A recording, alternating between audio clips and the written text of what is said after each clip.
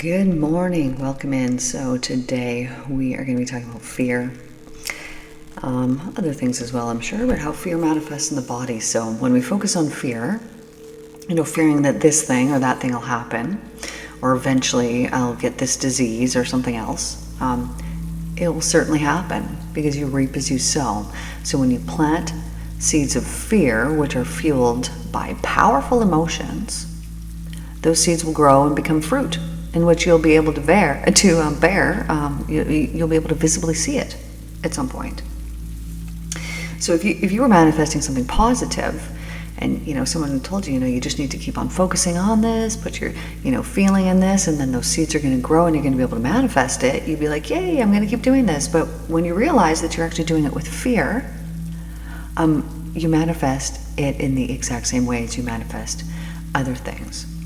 So what needs to happen is you need to change the thoughts that are around the fear. So are you living in fear in certain areas of your life? Identify those areas. Because if so, you are attracting to yourself these things which you fear the most. Heal your mind. The universe is made of only divine love. And it is only the mind in which stops that never-ending flow of goodness from coming to us. Let me tell you that one more time. Heal your mind. Because the universe is made of only divine love, and it's only the mind that stops that never-ending flow of goodness from coming to us. So remove the barriers and the blocks to this divine love, and it will be all that you experience. If you were to make a list of your current fears, do you fear rejection, failure, unfortunate things happening? Where are you giving your power? Notice how it feels in the body when you fear these things. Notice the lowering of vitality within you when you think of them. Don't you want to cleanse those away? Because when you think on them and you focus on them and you believe them, you give them more life. Take away their power. All that exists is love, and it is only the mind which keeps us separated. Heal the mind, and you will heal that perceived separation. I'm going to tell you one more time that the universe is made of only divine love, and it is only the mind that stops that never-ending flow of goodness from coming to us. Now you examine the trees, and you see the trees out in nature, and they do not complain about their lot in life. They don't fear the winter. They don't fear the fall when their leaves begin to drop, and in fact it's the tree that kicks the leaves off of itself. The leaves don't fall off on their own. The tree cuts the supply off. It knows, hey, I need to preserve here. I need to keep my energy. I don't get the energy for all the fluffy stuff right now. I don't got the energy to look all beautiful here with my beautiful leaves. I gotta cut that off. I need to let it go. And the tree lets it go. Why? It doesn't fear, oh, the end of this is coming. What if it never comes back? No, it's not. It goes with the flow of divine life, which is love.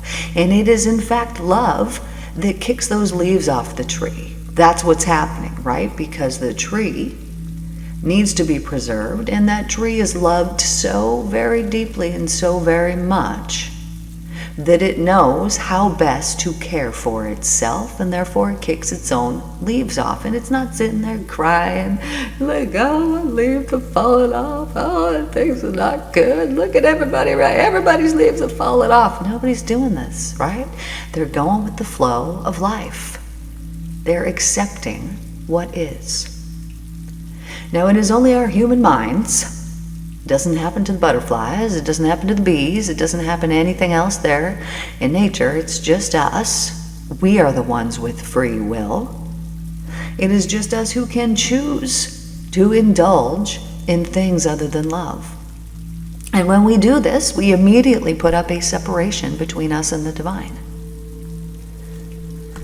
Because the divine is only love and can be nothing other than what it is.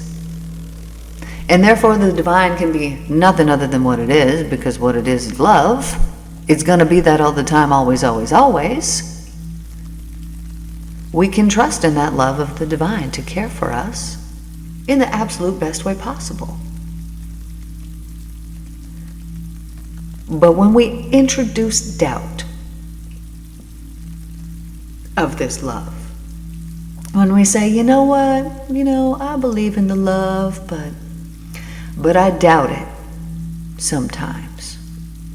Well, anytime that you introduce that doubt, what it is that you are doing is you are manifesting more of it, and you have then removed yourself from that steady flow of the love that is continually flowing into you.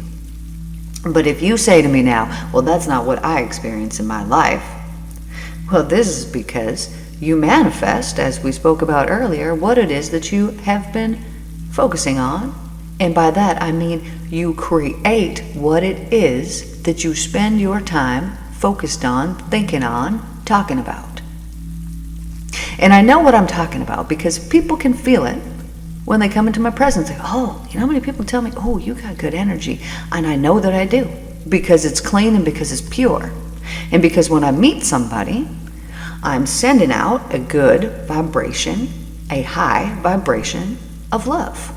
I'm in that flow of the divine love, and I try to be in it as often as possible. I at least think about it at some point, probably every hour throughout the day. But it's also difficult to stay in this flow of the divine love because we are humans and we have manifested our lives previous to this point. So if you experience a life and you are thinking, you know what, my life does not feel like constant love, then you need to examine your thoughts and your words and your actions and see what led you to this point. And when you can figure that out and you can say, well, I guess I see what's happening here. I have manifested all these years and years and years of fears that I've had because I went through this relationship which taught me, well, I can't trust people. People aren't here for me. The people abandon me. All these things could happen to me. And then there we go. Your ego has been now programmed with these things, and all of these protective barriers to keep you safe from that ever happening again have been built up. But here's the deal. That's not the outcome. We believe that this is what's happening. Okay, if I can just prepare myself for these horrible things that might potentially happen, then I'm going to be prepared and I'm going to be safe. Well, this is not how it works, because what has happened is you have put your belief into those things, and therefore you are manifesting them. And you will say when those come up, well, no, see, I knew that this was going to happen. Here's the proof. I knew this always happens to me. All you are proving to yourself and to everybody else is the beliefs that you hold within yourself. That's the only thing that you are proving. You are not right about this. You are not right about that. I mean, you are. But you could have been right about something else that was way more beneficial to yourself. When I was younger, I used to believe that I was right about things all the time. I would, think this and think that. Oh, this is going to happen. That's going to happen. And it would happen. And it would happen every single time. I'm praying for this. I'm praying for that. Of course it's going to happen. Of course it's going to happen. And I understood so clearly after I went through the enlightenments that I've had. And keep in mind, I used to be Christian. I grew up in the Bible for the first 30 plus years of my life. I went to church 2 times on Sundays. And you know what? The reason why I didn't go through an enlightenment in my church is because the words that were coming out of my pastor's mouth had absolutely no spiritual life within them. None. There was nothing to gain, because they didn't understand how Jesus performed his miracles. And the only reason that he came here was to teach us. And he was teaching us about the love. That's what he was doing. And then to prove what he was saying, he had to heal people, because if he didn't heal the people, there was nobody that was going to listen to him. So he would tell you, only love exists, and he would give examples here, there, and everywhere, but he would use nature, because he couldn't use science. They weren't there yet, obviously. So he would look out in nature and he would point things out and he would say, oh, you see how this happens, you see how that happens, you understand the love and how it's perfectly cared for and how the trees don't complain, and yet come springtime, their leaves and their flowers come back and the life comes back within them. And he would explain this process that we go through ebbs and flows, and sometimes we're in winter season and sometimes we're in spring and sometimes we're in summer and sometimes we're in fall. And he would explain these things to them, explaining how the love works. He told them that you reap as you sow. And he would explain to them, hey, dude, you can't go over there and harm your neighbor and expect that somebody's not going to come back and harm you too. And when your neighbor does come back and harm you and you're then all up in arms and like, what the heck, why is my neighbor harming me? You completely forgot that you did the exact same thing to him, because they didn't understand that you reap as you sow. That whatever you plant, you're going to harvest someday. And that thoughts and seeds and words and actions, they're all the same thing. They plant and they harvest, and we will eventually take that harvest that we ourselves have planted. And yet at the time we might be blaming other people, but yet we don't tell people our secret thoughts that we have in our head. So when someone comes and they harm you, but yet intuiting or something within you, you knew it. You knew these things because you were manifesting them, because you feared them, and then all of a sudden they become reality for you and you blame the other person, when it was you yourself, in fact, that has done it. Now, why is this so important to understand that when we fear something, we're manifesting it? It should be very obvious, right? Here's the deal. When you manifest fear, let's say that you're a mother and you've got children in your house and you just worry about freaking everything all the time. What is happening is you are teaching your children how to negatively manifest. You will reap the karma from that as well. And you might say, oh, I can't help it, I just worry about things all the time. Then you need to start praying, honey. You need to start praying to the divine, and you need to sit there and you need to meditate, and you need to say to the divine, divine, I have been worrying about this or that, and I know that only love exists, and I need you to prove it to me, and I need you to prove it to me today. And then you stand there and you sit there in that conviction, and you know that it is going to happen, and it will happen for you. This was how things would happen for me when I was younger. If I would pray for something, because I was told this in my church, where 2 or more of you come together, it'll happen. So I remember being with a couple friends one time and being like, well, there's 2 or more of us, we're asking for something, it's obviously going to happen. And then getting to the point after that of realizing, oh, we don't need 2 or more, we just need to pray, and we just need to know. And I realized this so many years later that this was what I was doing. That when I would pray for something, I would pray for it and I would expect it to happen, and I would know it would happen. And I didn't have any doubt, because I believed that God loved me so much. I, in fact, believed that God loved me more than other people. Because when I would pray for things, it would happen. When I would play games, I would always win. Because I would expect it. Because I was putting out that vibration of expectancy. That's what I was putting out. And as this was occurring, what I was looking at was, no, I'm just thinking, oh, this is my faith in God. Of course, God told me this, God told me that. But I'm understanding it from the enlightenment on such a deeper level of why exactly that happened. And it's because I did not have a mustard seed of doubt. So in the Bible, it talks about having the mustard seed of faith, which is a complete misquote. That is not what was meant to be said. They didn't understand it. He was talking about a mustard seed of doubt. That if you have a mustard seed of faith, what do you have? Either you have faith or you don't, right? You either have, it's not a size. Oh, look at all the faith I got. It's over in this jar over here. I just got a little bit. Oh, you got lots. You got lots in your jar. That's not what it is. You either have it or you don't have it. Whereas doubt, same goes for that. You have it or you don't. But let's just say that you got a teeny little baby bit of doubt, like, oh, I mostly believe that, God's going to do these things for me, but sometimes he doesn't come through. So, I'm doubtful that maybe it's not going to happen. And if you have that tiny bit of doubt, then you do not have faith. And you do not have faith because you don't understand the love. And the reason that you don't understand the love is maybe because you haven't experienced it. Because I have experienced that love, and therefore I don't have the doubt, because I've felt it flow through my body. This came to me from weeks on end, being by myself, meditating, yoga, like no Wi-Fi, no nothing. Studying the Christ letters, sitting there, waiting, expecting. And what came through is exactly what I was expecting. The time that I got my very first enlightenment, that was what I went to get. And I went up there with no doubt. I had been studying the Christ letters for years at this point. I had had little bursts. They talk about it. They talk about it in the book, and they say, oh, you might get these little bursts of insight, and they last however long, and when you get them, do not doubt them. Well, guess what happened to me?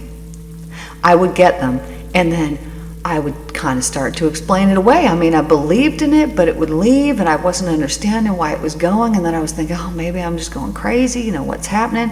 And I didn't get it. But exactly what it said would happen would happen. Every single thing that it said would happen in that book has happened. And even to the point that it said, you can't know, what it's like to be in the body of a bird and to experience this or that. Well, when I was on about week 3 of that enlightenment, that did happen to me. And it was a mystical, magical, wonderful experience, and it changed me. But the thing that changed me the most was experiencing the love. And that led me to have so much more conviction in the words that I'm saying, because I have experienced them and I know the healing power of those words. And so this is why I tell you guys what I tell you guys, because in the last couple of days, the amount of messages that I have got from friends and from people saying, hey, I've been listening to your stuff and I'm understanding it deeper, and I healed my own physical body. I haven't been having pain since I worked with you, because I'm understanding these things on a deeper level. You could work with me and I can help you, and we can do some kinds of healing.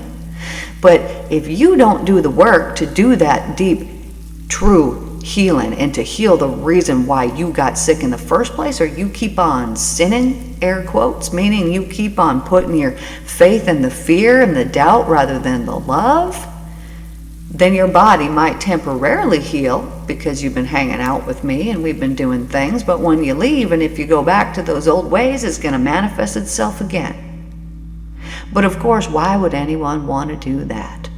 Soon as you realize those aches and those pains are coming back, that should be your sign. Something's wrong with my thinking. Something's going on here. That should be your sign.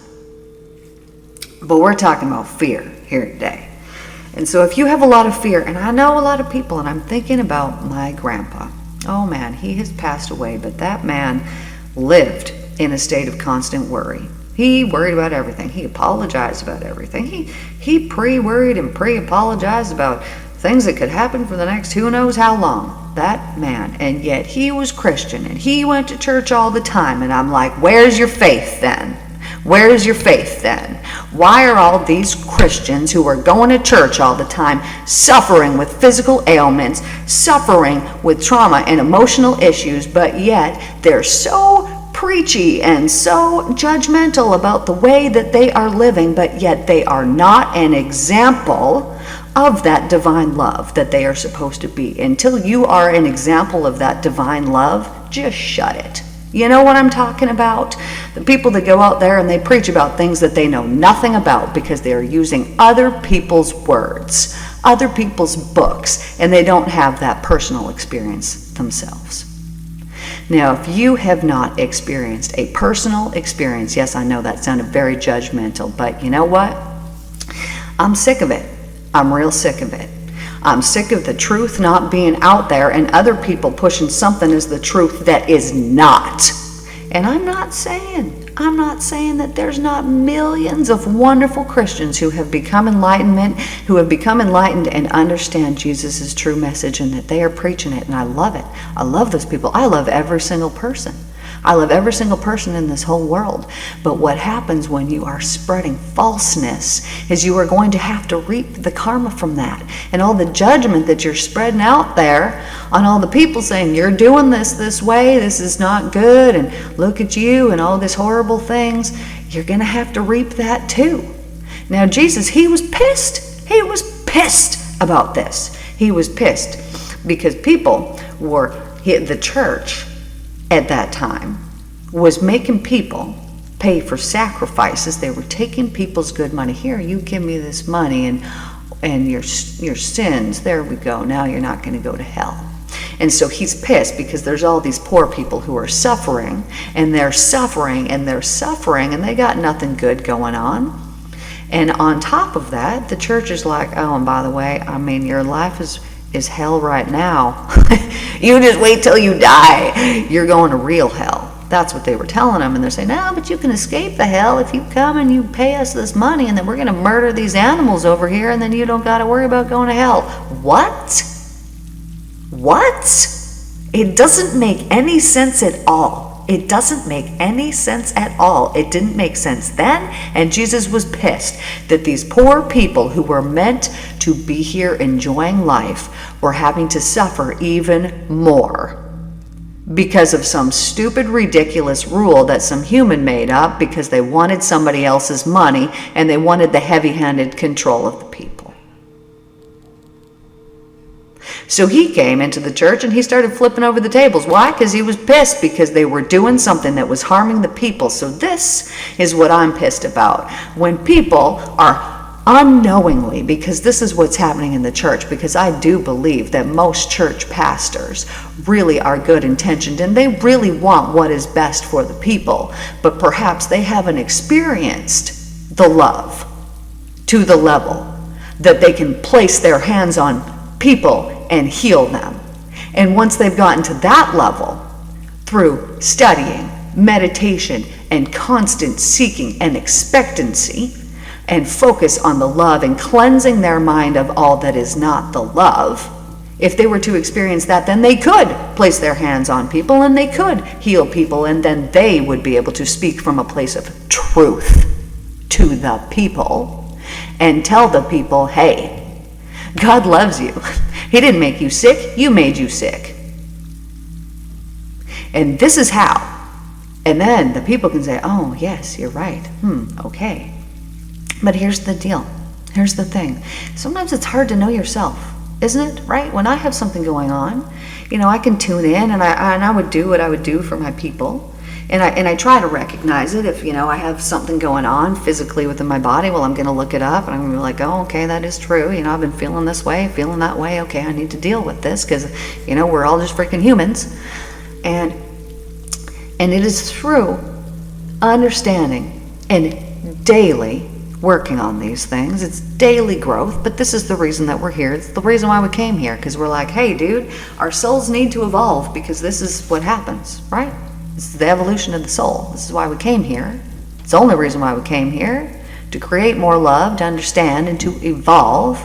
We're constantly evolving. This is why we're here.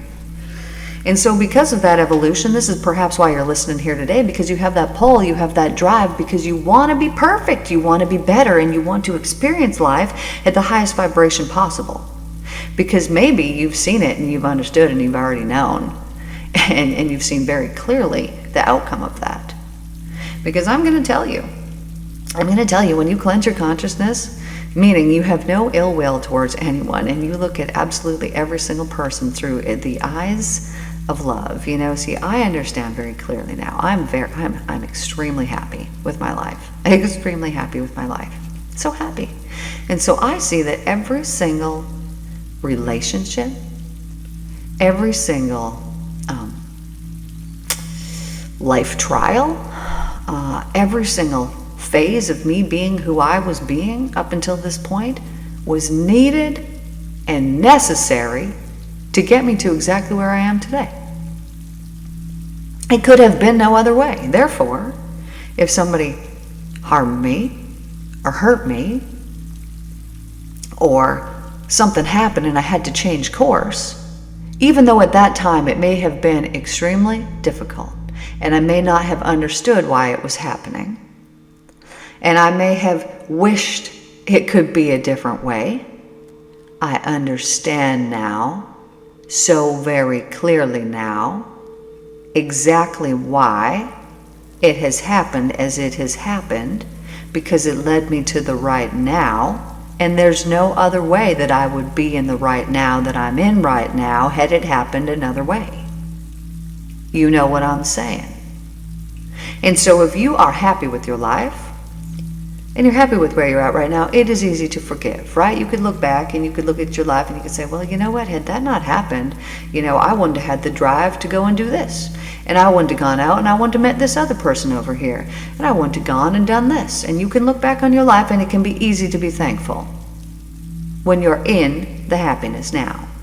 But if you are in the sadness and you are in the despair, know that the goodness is coming, but only if you manifest it that way. Because how you're feeling right now, you could choose to feel like that forever, but wouldn't that be a terrible thing? And of course, you're not going to do that. And we go through phases: summer, winter, spring, and fall. And so perhaps if you're in the winter right now, don't worry, because the spring is just around the corner, and it's going to come. But if you're in the fall and things are just starting to fall apart, well, you're going to have to go through the winter, but I'll tell you this, spring always comes, it never doesn't. So just keep the faith and know that the things that you will learn in wintertime, you cannot learn in other seasons. And the things that you learn in fall time can be learned in no other season than only fall. So each of them are necessary and needed. But if you are at a low point right now, which I feel that even just speaking about it, I can feel my energy lowering. So I'm going to speak a little bit differently here. I'm going to channel a message for you right now. If you're in a winter, or if things are just falling apart for you right now, you need to understand that it's falling apart for you right now. And during this time, rather than blame yourself, I want you to understand why it's happened. But rather than sit there and blame yourself and add the fuel onto the, oh, I'm a victim, I feel so bad, why have I done this horrible thing to myself? Or maybe you're mad at somebody else because you think somebody else has done something to you. Let me tell you, nobody does anything to you. You do it to yourself. And you do it through your fears. And you do it through your words. And you do it through your actions. And everything that happens, that is done, that is not good, in your opinion, has come from you, has come from your own mind. And you might say, this person did this to me. Trust me, honey. I know, I've been there. I know it, I've been there. And I'm telling you, even that you manifested through your fears. You know it is true. You know it's true. And if you were to go in and you were to examine your subconscious mind, meaning, this is how you do it. You close your eyes, you take a couple deep breaths, maybe you count from 10 to 1, maybe you tell yourself to relax 10 times after that, and you put yourself into a deep state, and you say, did I fear that this thing would happen? And the answer will be yes. And then you can go back and then you can follow that back and you can say, when did I start fearing that this would happen? And you will have a thought that will come into your head, and that will be the reason why this has happened to you. This is why the Mental Cleanse series is so beneficial, so that you can cleanse your mind of all of those things that have caused you harm here in your present, in the right now, because in the right now is when we are manifesting, and we are only manifesting in the right now. In the right now, for our future. We're manifesting it right now. But what you did yesterday, you manifested into the tomorrow, or into the week from now, or a month, or a year, or whatever it is from now. And so it is so important. They tell us we cannot be perfect. Who tells us this? I don't know. Why do they tell us this? I don't know. But it's very detrimental, because it can make us give up. And it can make us think, I'm not even going to try. I'm never going to be perfect, so what's the point? Oh no, you can be, honey. That's why we're here. It's called evolution. And the whole purpose of us coming here is to evolve and to get closer to the love. But Earth is a unique and special planet. It's beautiful. We get to come here. We get to experience emotions. We get to come here with our soul tribe. So if you've interacted with people and you're thinking, this person did this, and somebody's very significant in your life, it's because they're part of your soul tribe, and they came here to do something for you. Maybe they came here to hurt you. Maybe they came here to abandon you. Maybe they came here to help you in some way. Maybe they came here to love you. Maybe they came here to show you kindness and to care about you. I don't know why they came here. You came up with the plan before you came here. And so if somebody has come here and they have harmed you and they have hurt you in some way, you agreed upon this before you came here. You were like, okay, so we're all going to have a team meeting here. We're going to sit around. Okay, I'm going to come here. This is the purpose. This is what I want to come here. I want to come here so that I can help people to evolve, and so that I can this, and so that I can that, and all these things. Okay, and so I need some volunteers. Who's coming with me? Oh, I'm coming with you. Okay, perfect. What are you going to do for me? Okay, well, I'm going to hurt you real bad, and you're going to have to forgive me. And it is going to be so hard to forgive me, because I'm going to hurt you so good that you're going to be like, what? I'm never going to be able to forgive that. But you will. You'll be able to forgive it. I'm going to come here and I'm going to hurt you like that. It's like, perfect, sounds good. And then the team meeting, commences, and everyone's like, okay, you guys remember, like, this sounds easy now. But when we get back down there, our brains are erased. They're gone. We don't remember none of this, and we're going to forget. So when you hurt me, I'm going to really take it hard. I know, it's cool. It's cool. You did it for me before. It's cool. We'll be fine. It's fine. And then you live out your life. You play out the things. They hurt you. You hurt them. We forgive. They forgive. Or you don't.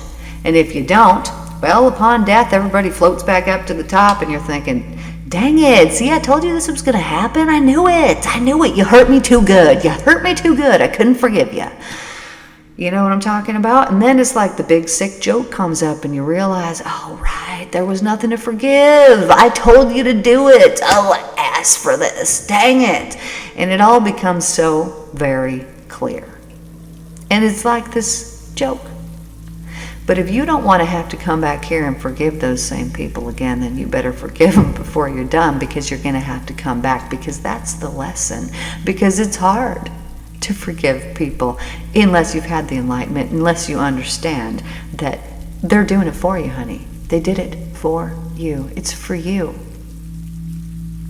I've been seeing this man, and just a wonderful soul, but he grew up rough. He grew up real rough.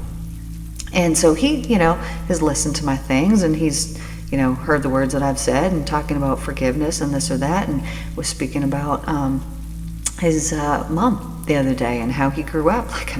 I'll tell you guys a story sometime. You'd be totally intrigued. But it's really about forgiveness. And so I told him my story, and I said, this is what happened in a past life, and so it made me realize about my dad here in this life, and I didn't forgive him. I'm just going to have to do it all over again. And he's like, what? Do it all over again if you don't forgive? And so really has understood, well, yes, I am who I am because of her. And I wouldn't be me. And I wouldn't have done all the miraculous, world-changing, actually changing our world things, because that passion and that need to help people who are suffering would not have been there. So everything, absolutely everything, it doesn't matter what it is, it's all a gift. It's always a gift, and everything always comes from the Spirit. So if there has been fear in your life that you have been manifesting, the way that you're going to get rid of this is by spending time praying to the divine and asking for it to be resolved.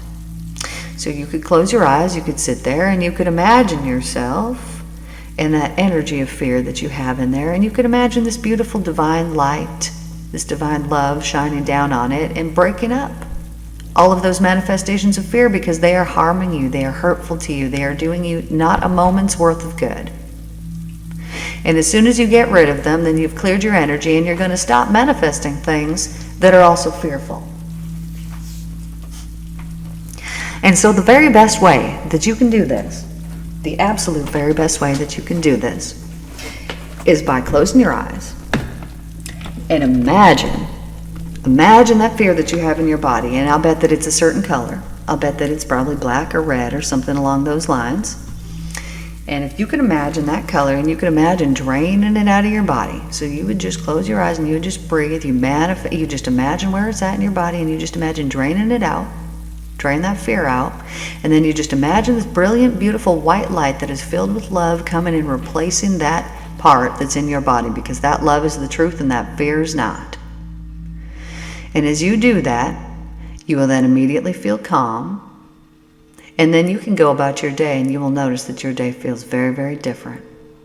And if you continually do this and you work on yourself every single day, doing the exact same thing every single day, until you go in and you tune in one day and you realize, oh, that fear, it's not even there anymore. There's nothing I'm even tuning into. I'm just tuning into the love. Then you have set yourself free, and you are now living in the truth. And the truth is a wonderful thing. It's a beautiful thing. And the truth is so important, because when people tell lies, then other people base their reality off of that lie, and it causes so much harm, and all that harm returns back to the sender. But whoever it's harmed along the way, all that harm is also returned back to the sender. And so when you operate out of a place of truth, which is that only divine love exists, then you're not causing harm anywhere you go. All you're doing is spreading the love every single place that you go. And what a beautiful gift you are providing for our planet and for our world. And Jesus said, greater things than I have done will you do. And I know that there's a massive team of us, that there are so many of us, and greater things than what he has done will we all do together. Because Jesus, he was all alone in it. It was only him, and even his disciples did not fully understand the message. They didn't get it. And he was disappointed in this, but he did all he could do. But you guys get it. We're at a point in the evolution of the planet now, thanks to Jesus and thanks to his words sticking around for a couple thousand years, and thanks for him being able to return back through the medium of the Christ letters and spread to us the actual truth, which I know and have experienced and know it's the truth because I've seen the results of it. And thank goodness for that. And the more people that become aware and become awake, the more of us as a collective are going to shift the actual collective of the planet, and there will be an evolution of consciousness that occurs. And what a beautiful thing that is going to be. And we are all going to be witness to it. And I love you all so much, and I hope that you have a wonderful day today. And I thank you so much for tuning in, coming at you from St. Louis. If you are looking for a private session, I do sessions worldwide through Zoom, or if you happen to be in St. Louis, you can come and see me here. Love y'all so much. Y'all take care, and I will see you guys tomorrow. See you in the next one.